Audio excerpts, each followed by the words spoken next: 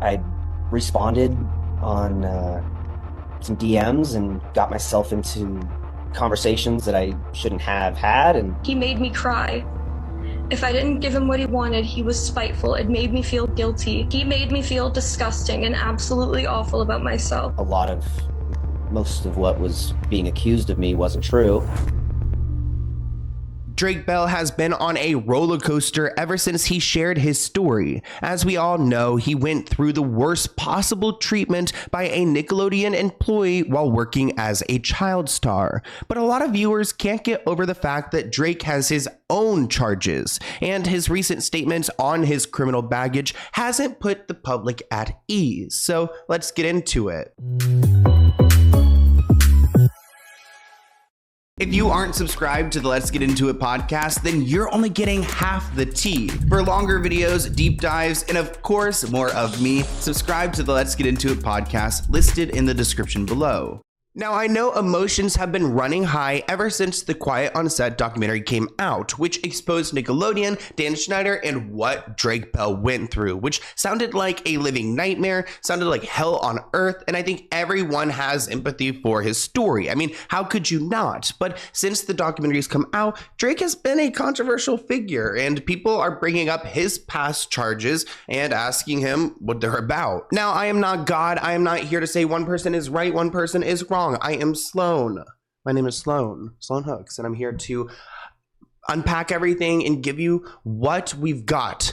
And Drake Bell is saying he's denying grooming this teen and claiming that he pled guilty to that one charge because he was financially devastated. Now, if you guys don't know the legal situation Drake had gone through with these charges brought against him, we have plenty of videos on this channel unpacking that situation. But Drake Bell has vehemently denied the allegations that he had groomed a teenage girl nearly 3 years after being arrested for crimes against a child. In June 2021, Drake pled guilty to a felony, attempted child endangerment, and a misdemeanor disseminating matter harmful to juveniles. Because he did plead guilty to these two charges, he had to serve 2 years of probation. Here's a clip of Drake's alleged victim speaking about what she was going through during her relationship with Drake Bell. That's her alleged relationship. Again, I don't want to be the end all say all here. This is just what had happened. In the beginning, I was excited. I thought that he really liked me, and I thought that I meant something to him. But that didn't last. He made me cry. If I didn't give him what he wanted, he was spiteful. It made me feel guilty. He made me feel disgusting and absolutely awful about myself. At that point, it was clear that he was the one who was in control. A tremendous amount of stress and shame, crimes that he committed against me in Cleveland. I want to make something very clear. The reason that these particular incidents did not result any further than oral sex was because the defendant knew that I was menstruating at the time. Now, Drake has been doing some press, and of course, he is being asked about these charges that he had pled guilty to. He was quoted saying, "I responded on some DMs and I was incredibly irresponsible and got myself into conversations I shouldn't have had. I ended up finding out that I was talking to someone that I shouldn't have been talking to, and it snowballed into these allegations that were not true. And it just turned into this big thing." And of course, everyone's got their story to tell. We haven't really heard his alleged victim speak out since that court hearing, but here's what Drake has to say. In 2021, you pleaded guilty to attempted endangering children, harmful to juveniles.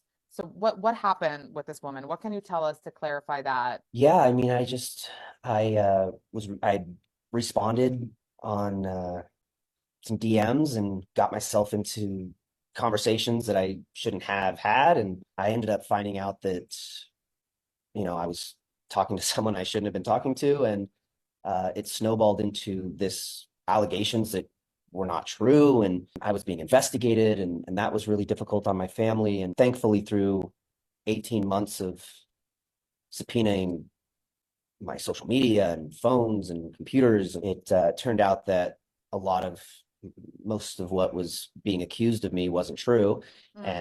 But I did have these conversations, and so I took responsibility for that. And there's just so much that I've had to deal with, and through that, like I said, not having the tools or not knowing how to process things, I made a lot of decisions in my life that I shouldn't have made, But now where I am in my life now, I'm unearthing all of this thing and all these things and being able to face them head on, for really the first time in my life.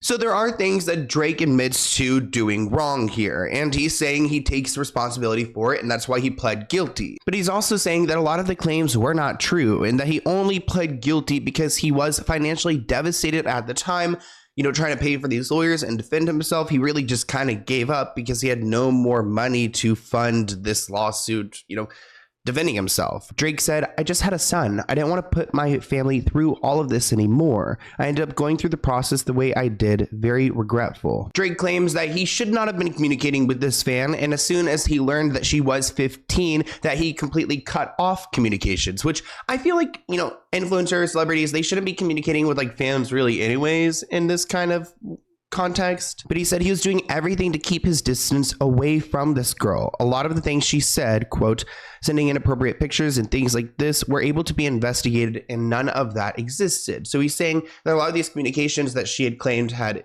happened did not happen. And some of that involves Snapchat, which I don't understand how Snapchat works, but I'm pretty sure they subpoenaed Snapchat. They were able to get those messages. Like, there's some truth to what he's speaking here. I know on the court basis, like they did thoroughly investigate some of these things.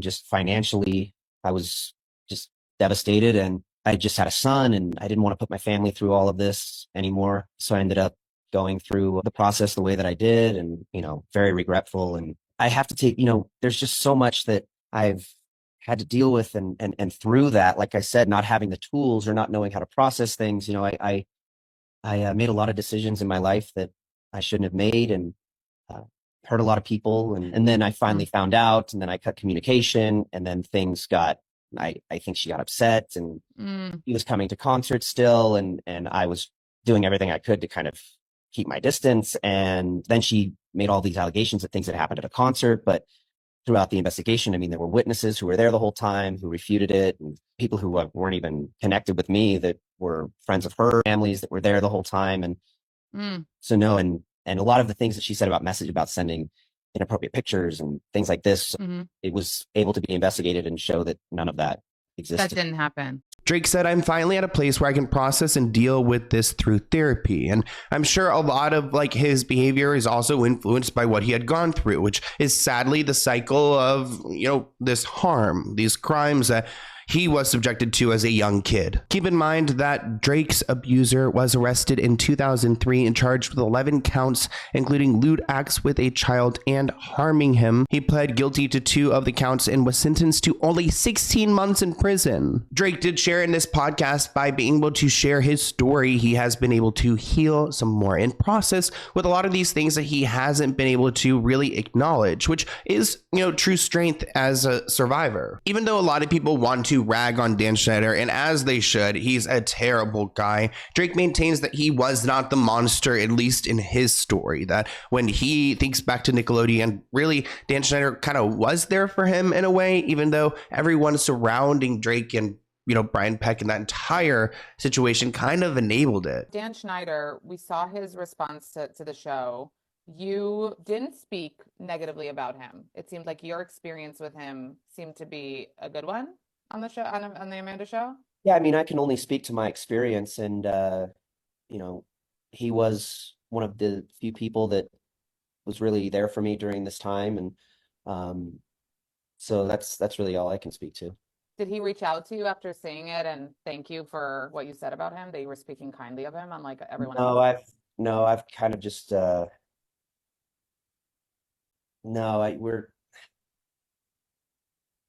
I've been, it's been a difficult time, and so I've just kind of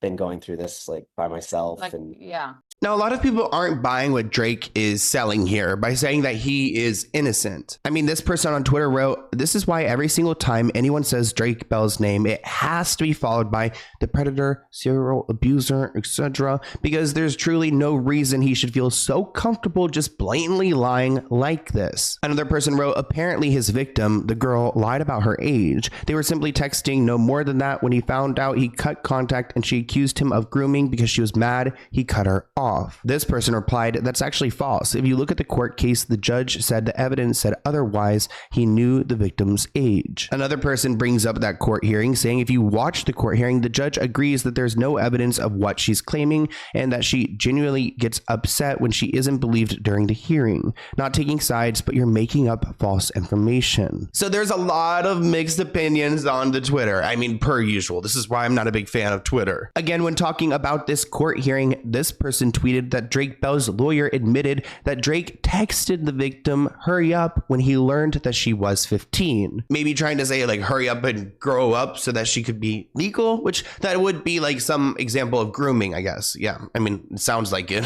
fits the definition. This person wrote, "How the hell did he go from victim to suspect in a few weeks?" Another person wrote, "Sounds like a convenient lie on his end." Another person wrote, "There have been articles that corroborate his financial statements. He isn't rich like most people think," which was more or less proven during the writer's strike. And I think there's also statements that disprove the allegations. Finally, bro can afford Gucci but can't afford a lawyer with his reputation on the line. Sorry, I don't buy it. Another person wrote, "He's lying." This person writes, "It's important to take such allegations seriously and consider the impact."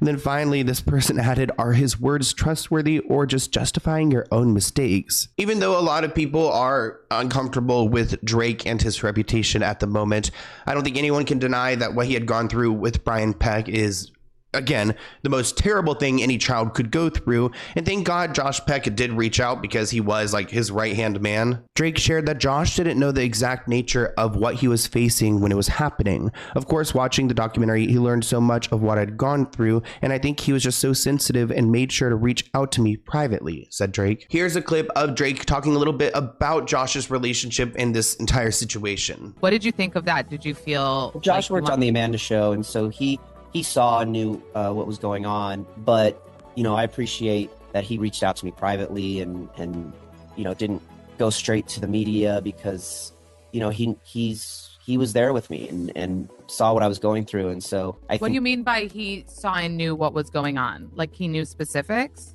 Well, I don't think he knew specifics, but there were people who, worked on the show that knew who it was and things like that. And so I think that when he just knew how sensitive this was for me, and after, of course, watching the documentary, he learned of so much that I'd gone through, that I think that he was just so sensitive and made sure to reach out to me privately rather than just going straight to social media or something. Yeah. I think Drake is in an interesting spot right now because he is someone who a lot of people look at as a predator. A lot of people look at him as a victim. Some people are confused on his stance on Dan Schneider because Dan Schneider in this documentary was provably seen as a bad guy. So then why are you defending Dan Schneider? So there's so many different layers to this that, I mean, if I was his PR person, I wouldn't even know where to begin. And it seems like the more press he does, the bigger hole he's digging, because when he's asked about Amanda Bynes and Dan Schneider, which a lot of people are left with a lot of questions, he doesn't have the answers. So it's better just not to respond than to answer, I didn't see anything, or, Dan didn't, whatever, because there could very well be another story there that has been untold. So right now I'm a little bit confused at where Drake's direction is headed. I mean, I think, again, I can't get over what he had gone through with Brian Peck. So I think we all need to acknowledge that and recognize it and support him in that sense. But at the same time, there are a lot of people who are still really upset and uncomfortable over the past charges. And I don't know if these answers are necessarily dismissing those. They're not making people feel at ease. So I want to hear what you guys think in the comments below, and I'll see you in a new video soon. Bye, guys.